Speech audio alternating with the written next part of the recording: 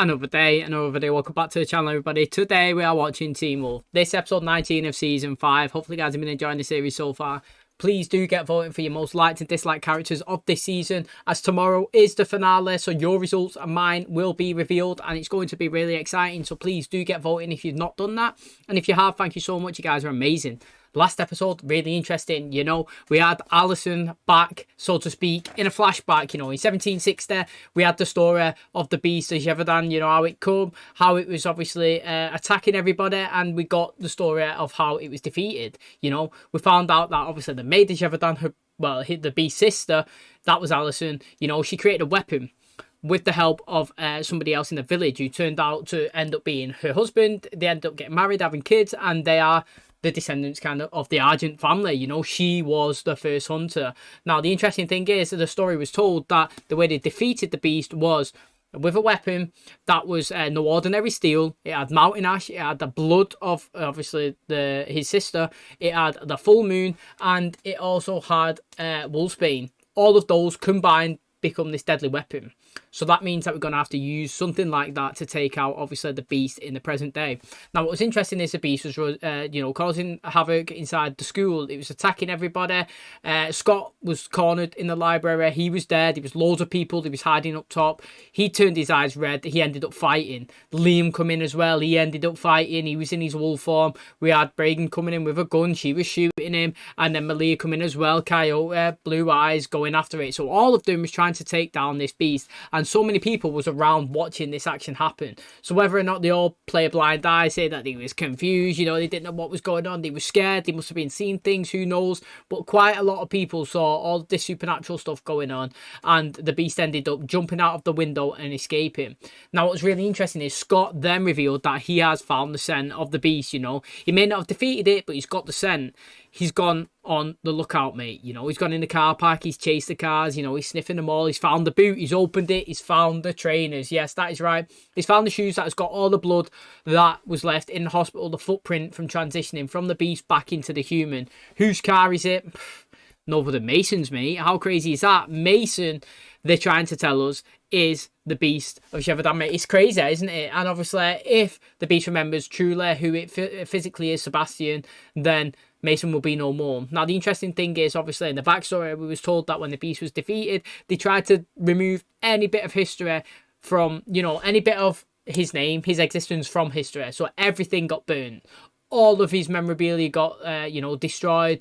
Everybody was trying to put him and everything that he's done in the past, mate. They was trying to pretend that it never happened. But there's still people that lived in that era that knew it. And they may have told the stories and they may have passed it down.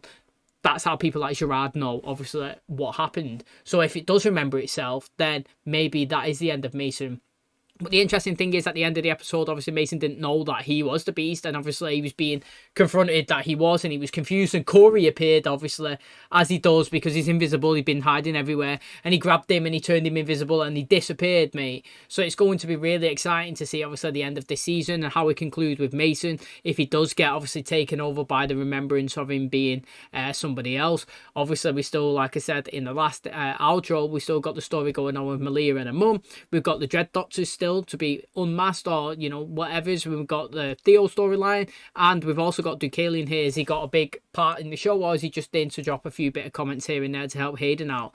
Who knows, but there's still loads of stuff that needs to go on in today and tomorrow's episode. So thanks so much for clicking on this one. Hopefully guys do enjoy it. If you do, please smash the like, really helps out the channel. Subscribe if you're new, and as always, let's jump into episode 19 of season 5 of Teen Wolf.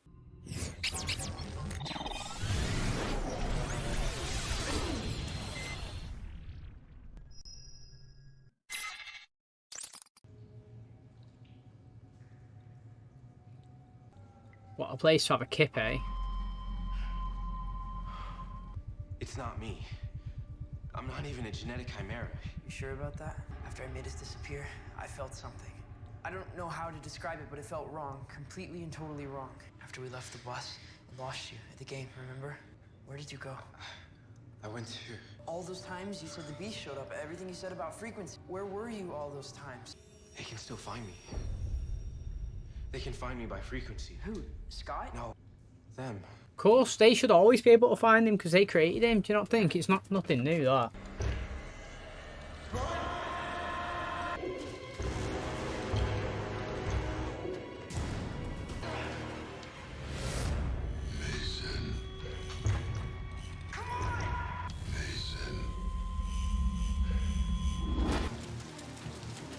They're well slow, aren't they, them Dread Doctors? They just walk everywhere, but they still get everyone. Oh, look at this.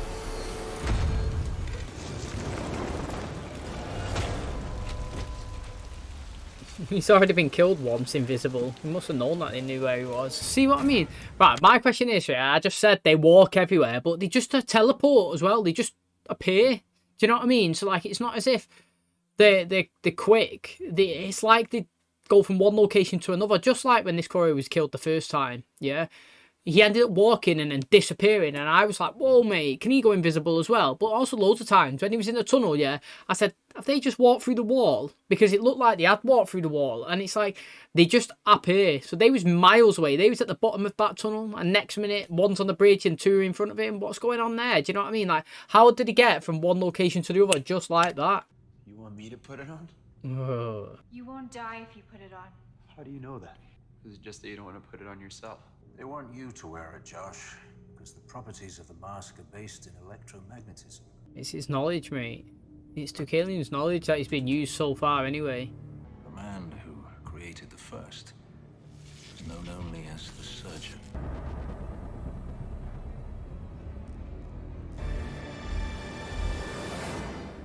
Not putting this thing on. You know what, right? You would just slice him so he falls down and then you would just put it on him, wouldn't you? You know, if you was Theo, not as like a normal person, but we've seen what Theo does. He don't really care. He throws everyone under the bus. I'm surprised that he's not just going to throw him either. He's headed for the highway. Can you stop him? Stopping him's one thing. Getting him to turn around. Leave that to me. I don't remember giving you any vacation time. Those were new tires. Well, they're scrap rubber now. You guys don't get it. The bodies I see in my dream are because of me. And there's gonna be more. A lot more. You said you were drawn to Beacon Hill. I think you're here for a reason. Standing by him. Nothing. It's just a scholarship. I missed the due date. We'll figure it out. Right now, you're not going anywhere until you heal. He is in a bad way though, I know. What? You know how my mother wants to kill me. I think she might want to kill you too.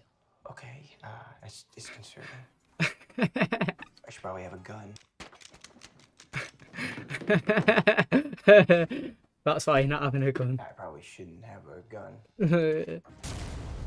I lost it. I lost the scent. I'll help you find it. It's all healed up now. With his Converse on. Dad's got an APB out. For a 5'8", 16-year-old? My mom can check all the hospitals in the county. Where else could we look? Let's ask Corey. Wait, it's not my fault. They took him and I couldn't do anything. They took him. Who? The Dread Doctors. Please don't. No, no, no, no, no, no, no, no, no, no. Right, again, I've referenced it a few times this season, but who is that guy in the tank? Is their purpose to raise the dead? I.e., that guy, whoever he is, he might not be dead, who knows? He's in that tank anyway. You know, if he's got nothing to do with the storyline, why have we kept going on him? Even if it's just a second then, Mason was looking at him and saying, like, who's that guy? Do you know what I mean? And I'm constantly thinking it as well. I think Theo went over and did he take something out of that tank when he went and brought Hayden and that back to life and the Nematon? I'm sure he went over and took some liquid out and he used that to inject into them to bring them back. What about these? Actually, they're just useless. Didn't Hayden mention that? Where is she, by the way? What about the other one, Corey? None of us can see him, blind or otherwise, so I'm guessing he's not here either. Just how powerless were you before this all happened? In my experience, it's the truly powerless who are all too eager to demonstrate their newfound strength. I told you I wanted Scott McCall's eyes. It looks mad in it when they come out. And why I've been a willing guest. I need to learn balance. Can't learn balance with the sword. The sword brings out the fox. You know it's more complicated than that. I need my sword. It's tough one, that, actually. I get where she's coming from. With a unique power. It takes a certain power to put it back together. What now? I teach you what you've been so desperate to know. Pain, life, power, in that order and only that order. He's taking his own pack down just like he's got his... He's not going after Tracy, surely. And if you've got his power now, you can put on the mask. That's Duke Haling's trademarking it, mate. He goes over, he takes like an alpha or like a leader, you know, or somebody part of a pack, and he gets them to kill everybody and take all the powers.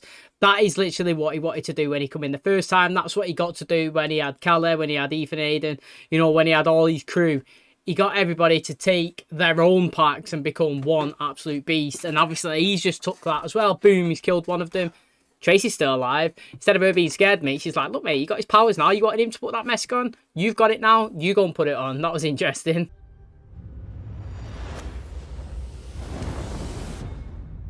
You can still save them. You can save them all. This kind of power requires risk, Theo. Discover the beast's identity and guarantee your place as an alpha.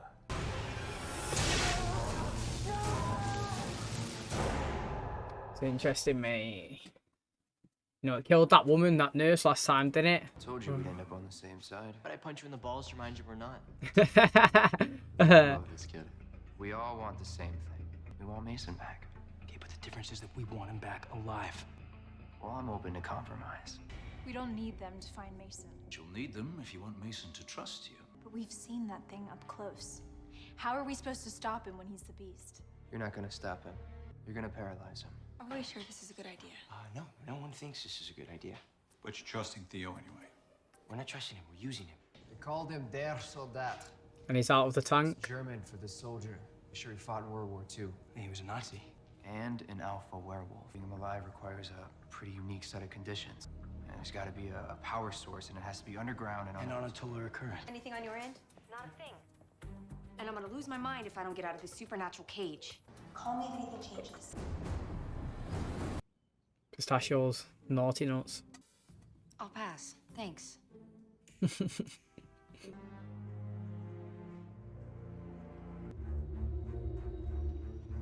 not a murderer. He's not. You still think you're gonna get through all of this without killing anyone? Which way? Don't trust Think him. you're gonna leave me behind? He wants to kill him. I just want his power. You wanna fight someone that actually wants to kill Mason, go fight Parrish. Time's running out. Where is he, Liam? What direction? This way.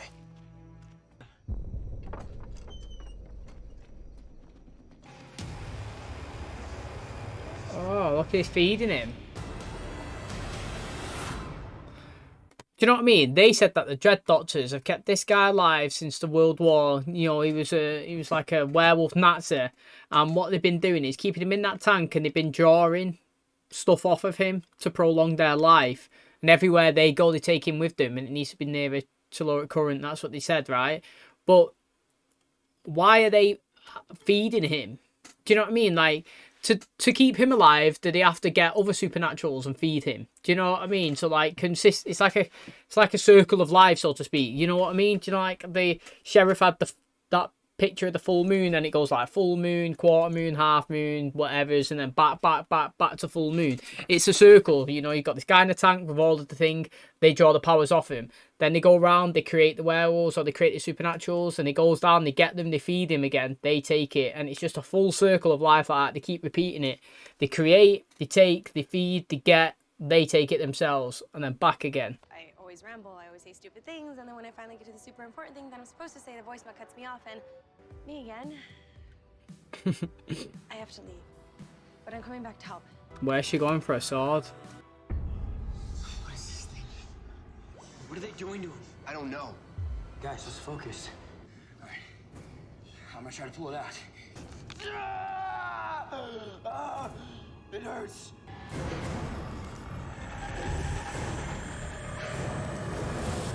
Look at his foot on the blind. What happened? Who's dead?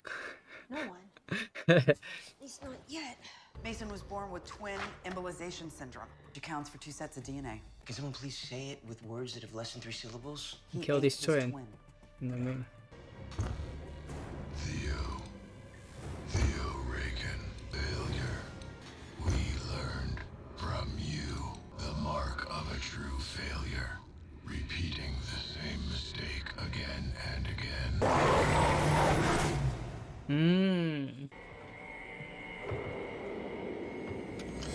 Oh.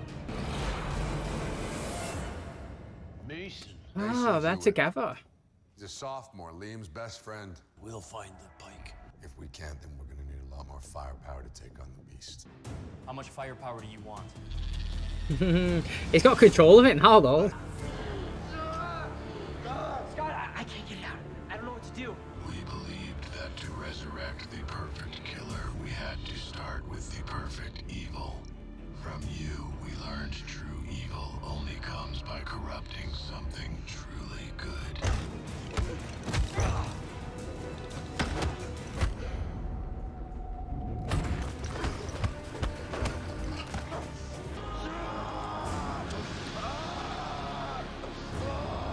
Transformation without frequency.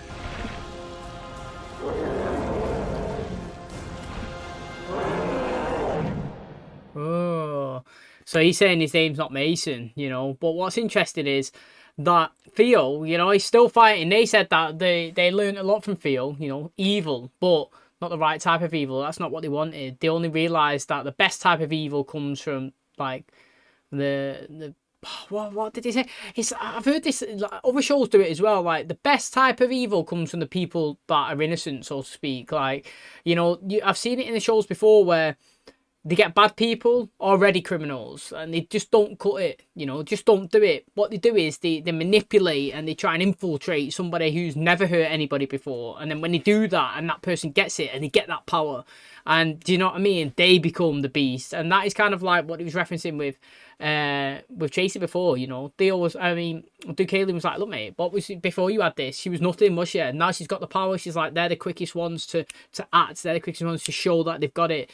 And that's kind of like here. They can take someone that's all right and they give them the power, and they're the ones that are willing to do the necessary stuff. Do you know what I mean? The biggest part of the evil. So I want the Dread Doctors to all die, to be honest. If I could pick everybody, like, I would pick Theo to stay alive and all them to die if I could. They do my head in, honestly. They actually do. Like, Theo, not so much. Not too bad, but they proper do my head in. Smart.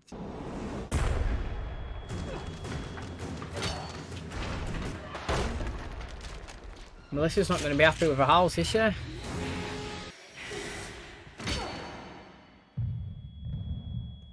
Hit her again like a bat, just right over the head. Still here, Brayden? Look at her outside there, mate. If she only had another bullet, she could have whipped round the corner and pumped her.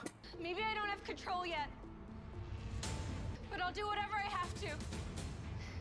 Whatever it takes. Kira! We can help her. Comes with a price. Of course it does. Get away. What is the price, mate? They'd not even lay out the terms and conditions. I'm assuming it's to stay with them. He's dead, thank God, mate. Wounded for them. They created one and just died.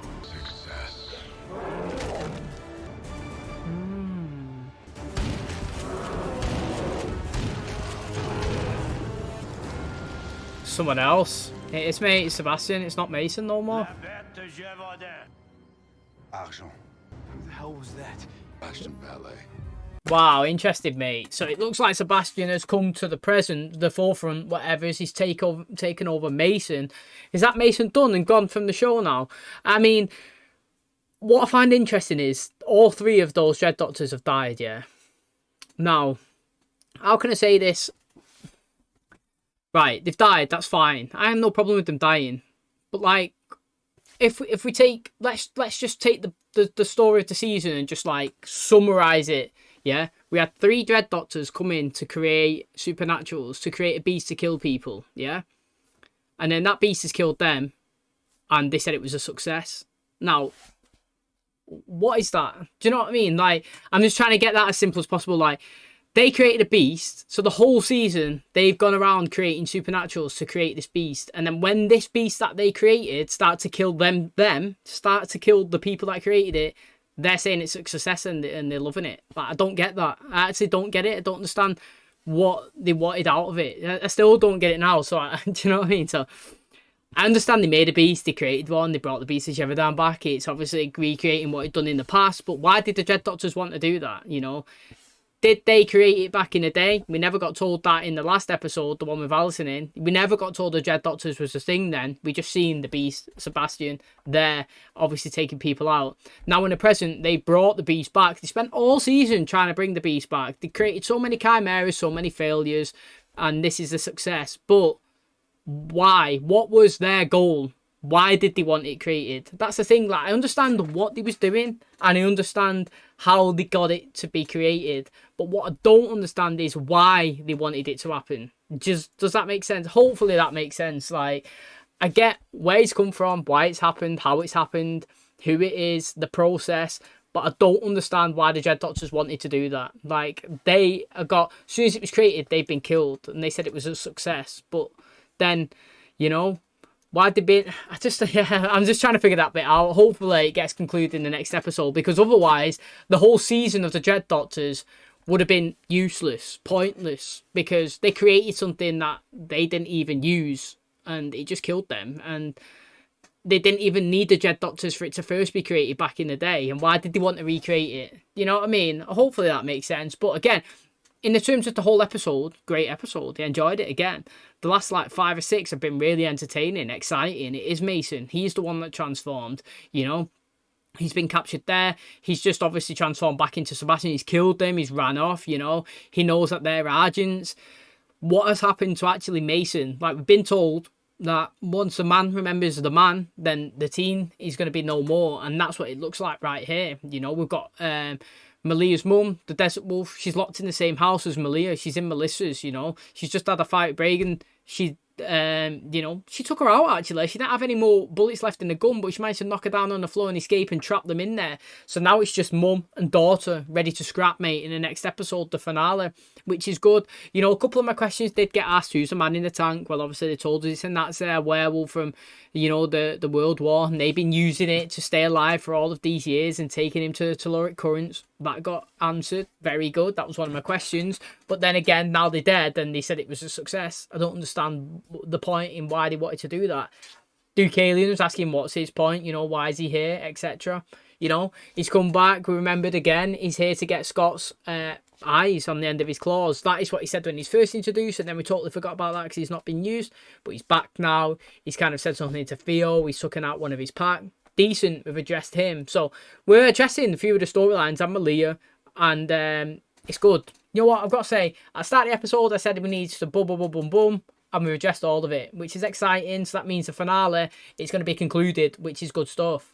Okay, now it's going to wrap up today's episode. Thanks so much for checking out the channel today. Hopefully you guys did enjoy today's episode. Like I said in the introduction, this is the last chance to vote for your most liked to dislike characters for this season to get the results shown in the next episode. The vote will stay open continuously, but if you want your results to be obviously part of the poll in the finale, then please do get it in today. The link is in the description. So very interesting episode. We had a lot to obviously go at. Mason has been confirmed as the Beast. Very interesting, but obviously, you know, after the story of the last episode, it has been confirmed that his body has been fully taken over by Sebastian. You know, it's really interesting. He's transformed back into the man, not the teen, and he's obviously ran off knowing that the agents are here in the present. So that's exciting. You know, we have Lydia as well. She is still being told that she is possibly one of the assets, one of the threats that can take down the Beast. Again, that's exciting. We had her confront Perish today. She said, look, mate, not every vision that you have, yeah, is the truth. You know, how many times have I looked at, you know, like dead bodies and scenes, and it's not always the case. It doesn't always happen, and sometimes, you know, you might think that you're the cause of it, but maybe you leaving will be the cause of it because you're not here to prevent it. You know, you could be a savior. You know, we're not accepting that you're not going to be a deputy no more. We want you to stay. He's giving his badge back, the sheriff, which is really good. You know, we have Kira. She's trying to figure out, you know, herself pretty much. She wants to save her friends. She's got her sword. She wants it to be put back together again. She's gone to the Skinwalker. She's asked for the help. Now everything comes with a price, that they said at the end of the episode, and you know that is going to be, again, I feel like they're going to say to her, look, mate, you know, if you want us to help you, you're going to have to stay with us. The first time you managed to get away, you didn't stick by it. But here, now we'll help you, but you've got to stay. I feel like she's going to accept that deal. Maybe she's not in the next season, who knows. We've also got Duke Alien, you know. He's kind of manipulating Theo. He took out one of his own packs. That's kind of like his trademark in it. He always gets into somebody's head and gets them to take out their own pack members so that they can take the strength and the power that they hold. Now, by doing that, he's told him that he can put the mask on, which he has done, and he's obviously looked into, well, the past, because he's seen a guy in the snow with obviously the spear through him, and it's interesting that he's seen that vision. You know, I wonder how that ties into Theo at all. Now, again, we had the agents. They were saying that they're still going to be searching for this weapon because it may be closer than they think. So I reckon that, you know, it's going to be in the agent's house, or it's going to be somewhere that they're going to get it, and it's going to be used next episode. But whoever wields it is going to be interesting, because I don't know who's going to actually go and try and take out Sebastian. And then obviously finishing up, we have Malia. You know, she's stuck in Melissa Scott's house, whatever you want to call it, with her mum inside. They are bound by the Mountain Ash. And now what's interesting is obviously she's there to kill her. She's just had a fight with Bragan, and you know, she got taken down, but she didn't get killed. She's ran out of weapon, well, ran out of bullets in a gun, and now she's obviously closed the seal, and they just locked mum and daughter in there together. Now, it's going to be interesting to see who comes out on top. I'm fully expecting Malia. I don't even actually think that her mum's going to die either. You know, she said that she wanted to take her out because earlier on in the season, we did get told that by having Malia, she kind of like took half of her powers off her or something, so she's not as strong as she used to be. And maybe she thinks that if she does take Malia out, that she can regain the full strength. But that might not be the case. And I think that Malia is actually going to come up trumps in this fight when they do end up scrapping with each other. But it's going to be exciting to see, obviously, if she's got the, you know, the strength and the ability, you know, and obviously the hatred and you know, just if she's able to go through with it, because like you say, taking a life is hard, and we've seen it before in this show. Look at what it done to Styles. He accidentally took Donovan's, and look how much it affected him. It literally impacted his relationship with Malia and his friendship, and he was just struggling all episodes. So it's easier said than done. Now, when it's going to be your own parent as well, whether you like them or not, again, it's going to be a hard one. So them two next episode, I'm excited, but there's still loads of stuff that we're going to be seeing in the next episode. And I feel like it's possibly going to be the best episode of the season, which again really excites me, and I can't wait for the finale. So hopefully you guys enjoyed today's episode and can't wait for tomorrow's. If you did, please smash the like, it really helps out. Subscribe if you're new, and as always, I'll catch you in the next one. Cheers, guys.